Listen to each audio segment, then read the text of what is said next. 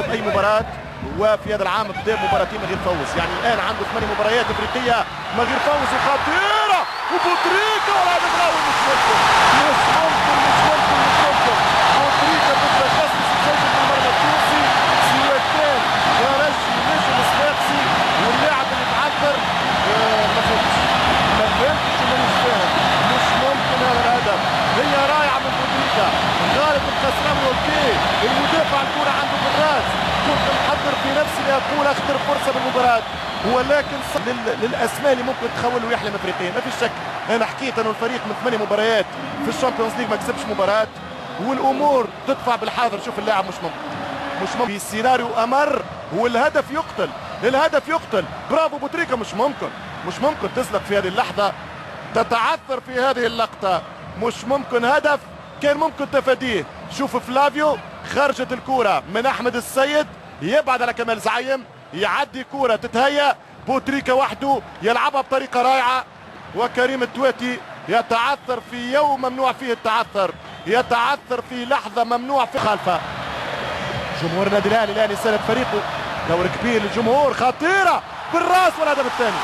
خاطر المباراة اذا بالهدف الثاني انتهت الحكاية. مكان خطير جدا، جمهور الاهلي يستفيق وجمهور الترجي يفيق على هدف ثاني قادر من غير شك ولا اختلاف. اذا 2-0 للنادي الاهلي. شوف الكرة ممتازة جدا من غير رقابة، ملعوبة صح، والراسية كانت ممتازة من فلافيو، يطلع فوق المدافعين ويسجل الهدف الثاني. هدف في الباقي 14 مباراة للاهلي على الاندية التونسية.